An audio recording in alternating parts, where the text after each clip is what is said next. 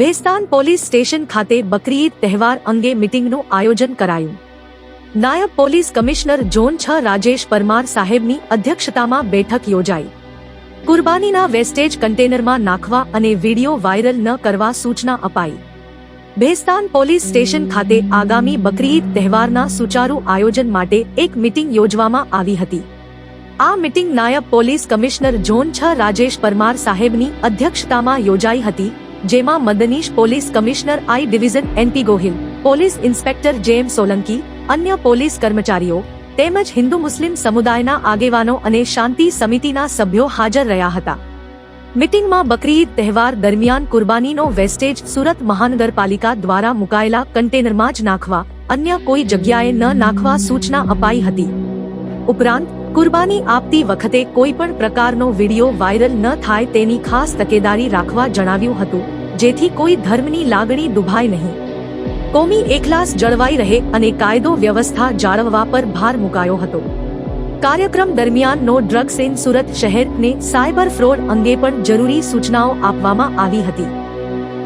આશરે 140 થી 145 જેટલા લોકો હાજર રહ્યા હતા. હોકરા હોકરીઓ ઘરેથી ભાગી જવા અને પોક્સો જેવા ગુનાઓ અટકાવવા માટે માતા પિતાને બાળકો પર ધ્યાન રાખવા પણ સૂચનાઓ અપાઈ હતી, તેમજ ટ્રાફિક અવેરનેસ બાબતે પણ ચર્ચા કરવામાં આવી હતી. આજ રોજ ભેસ્તાન પોલીસ સ્ટેશનમાં અમારા અધ્યક્ષતામાં શાંતિ સમિતિની મિટિંગ રાખવામાં આવી. એમાં 150 જેટલા હિન્દુ મુસ્લિમ આગેવાનો હાજર હતા. આ બાબતે બકરી ઈદ નિમિત્તે દરેકને કોમી એકલાસ સૌહાર્દપૂર્ણ વાતાવરણમાં તહેવાર પૂરો થાય એ બાબતની સમજ કરવામાં આવી. મુસ્લિમ ભાઈઓને જે કાયદા અનુસાર જે રીતે એમનું બલિદાન જે આપવાનું છે એ રીતે આપે એની પણ સમજ કરવામાં આવી.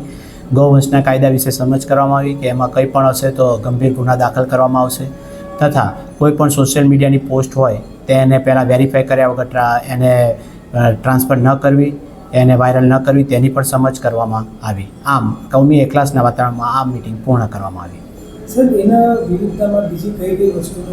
હા, એ આ સંદર્ભે અમારા તરફથી પોક્સોના જે ગુના વિસ્તારમાં ઘણા થઈ રહ્યા છે તે બાબતે સમજ કરવામાં આવી કે 18 વર્ષના નાના દીકરા દીકરીઓ જ્યારે જતા રહે છે પ્રેમ સંબંધમાં અને પછી જે છોકરા હોય છે એને મોટી સજા થાય છે 10 વર્ષ 20 વર્ષ, એ બાબતે સમજ કરવામાં આવી.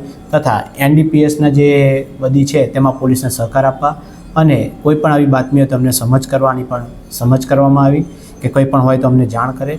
તથા આ ઉપરાંત ટ્રાફિકની પણ જે અત્યારે સુરત શહેર પોલીસ તરફથી હેલ્મેટની ઝુંબેશ છે અને સિગ્નલોનું પાલન કરવા માટે પણ સમજ કરવામાં આવી.